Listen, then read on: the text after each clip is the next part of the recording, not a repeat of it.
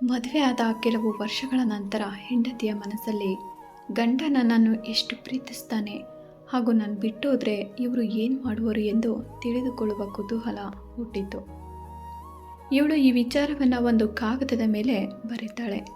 ನಾನು ನಿನ್ನ ಜೊತೆ ಇದ್ದು ಬೇಜಾರಾಗಿದ್ದೇನೆ, ನಾನು ಸುಖವಾಗಿ ಇಲ್ಲ, ಅದಕ್ಕೆ ನಾನು ನಿನ್ನ ಬಿಟ್ಟು ಹೋಗ್ತಿದ್ದೇನೆ ಅಂತ ಬರೀತಾಳೆ.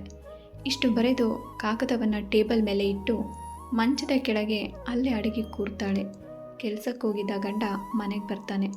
ಕಾಗದವನ್ನು ನೋಡ್ತಾನೆ. ಕೆಲವು ಸಮಯ ಶಾಂತವಾಗಿ ಇದ್ದು ಅದೇ ಕಾಗದದ ಮೇಲೆ ಏನೋ ಬರೆದು ಖುಷಿಯಿಂದ ಶಿಳ್ಳೆ ಹೊಡೆದು ಕುಣಿದು ಕುಪ್ಪಳಿಸ್ತಾನೆ. ಆಮೇಲೆ ಬಟ್ಟೆ ಬದಲಾಯಿಸ್ತಾನೆ. ಯಾವುದೋ ಹುಡುಗಿಗೆ ಕಾಲ್ ಮಾಡಿ ಹೇಳ್ತಾನೆ, ಇಂದು ನಾನು ಮುಕ್ತನಾದೆ. ನನ್ನ ಹೆಂಡತಿಗೆ ಅರಿವಾಯಿತು, ಅವಳು ನನ್ನನ್ನು ಬಿಟ್ಟು ಹೋದ್ಲು, ಅವಳು ನನಗೆ ಯೋಗ್ಯವಲ್ಲ ಎಂದು. ನಾನು ಈಗ ಸ್ವತಂತ್ರನಾಗಿದ್ದೇನೆ. ನಿನಗೆ ಭೇಟಿ ಮಾಡಲು ಮನೆ ಎದುರಿಗೆ ಇರೋ ಪಾರ್ಕಿಗೆ ಬರ್ತಾ ಇದ್ದೇನೆ, ನೀನು ಕೂಡ ಬೇಗ ಬಂದ್ಬಿಡು ಎಂದು ಇಷ್ಟು ಹೇಳಿ ಕಾಲ್ ಕಟ್ ಮಾಡಿ ಮನೆಯಿಂದ ಹೊರಗೆ ಹೋಗ್ತಾನೆ. ಗಂಡ ಹೊರಗೆ ಹೋಗ್ತಿದ್ದಂತೆ ಕಣ್ಣೀರು ತುಂಬಿದ ಕಣ್ಣುಗಳಿಂದ ಹೆಂಡತಿ ಮಂಚದಿಂದ ಹೊರಗೆ ಬರ್ತಾಳೆ ಮತ್ತು ಅವನ ಬರೆದ ಕಾಗದವನ್ನು ಓದ್ತಾಳೆ.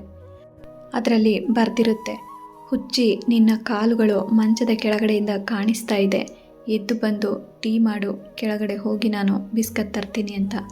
ನನ್ನ ಜೀವನದ ಸಂತೋಷ ನಿನ್ನಿಂದಲೇ ಇದೆ. ಅದರಲ್ಲಿ ಅರ್ಧ ನಿನ್ನನ್ನು ಸತಾಯಿಸೋದರಿಂದ ಸಿಗುತ್ತದೆ, ಇನ್ನೂ ಅರ್ಧ ನಿನ್ನನ್ನು ಪ್ರೀತಿಸೋದ್ರಿಂದ ಸಿಗುತ್ತದೆ. ಗಂಡ ಹೆಂಡತಿ ಸಂಬಂಧಕ್ಕಿಂತ ದೊಡ್ಡ ಸಂಬಂಧ ಈ ಜಗತ್ತಿನಲ್ಲಿ ಯಾವುದೂ ಇಲ್ಲ. ಇದರಲ್ಲಿ ಪ್ರೀತಿ ಇದೆ, ವಿಶ್ವಾಸವಿದೆ, ಕೋಪವಿದೆ. ಈ ಪ್ರೀತಿ ದುಃಖದಲ್ಲಿದ್ದಾಗ ಕಣ್ಣೀರಿನ ರೂಪದಿಂದ ಹೊರಗೆ ಬರುತ್ತದೆ. ಗಂಡ ಹೆಂಡತಿಯ ಸಂಬಂಧ ಅತ್ಯಮೂಲ್ಯವಾದದ್ದು. ದಯವಿಟ್ಟು ಅದನ್ನು ಪ್ರೀತಿಯಿಂದ ಉಳಿಸಿಕೊಳ್ಳಿ. ನಿಮ್ಮ ಅಮೂಲ್ಯವಾದ ಸಮಯವನ್ನು ಈ ವಿಡಿಯೋಗಾಗಿ ಕೊಟ್ಟಿದ್ದಕ್ಕೆ ಧನ್ಯವಾದಗಳು. ಮತ್ತಷ್ಟು ಇಂತಹ ಮೋಟಿವೇಶನ್ ವಿಡಿಯೋಗಳಿಗಾಗಿ ದಯವಿಟ್ಟು ನಮ್ಮ ಚಾನಲ್ನ ತಪ್ಪದೇ ಸಬ್ಸ್ಕ್ರೈಬ್ ಮಾಡ್ಕೊಳ್ಳಿ. ಹಾಗೆ ಈ ವಿಡಿಯೋ ನಿಮ್ಗೆ ಇಷ್ಟ ಆಗಿದ್ದರೆ ಒಂದು ಲೈಕ್ ಕೊಡೋದನ್ನು ಮರಿಬೇಡಿ. ಮತ್ತೆ ಮುಂದಿನ ವಿಡಿಯೋದಲ್ಲಿ ಸಿಗೋಣ. ಎಲ್ಲರಿಗೂ ಒಳ್ಳೆಯದಾಗಲಿ. ನಮಸ್ಕಾರ.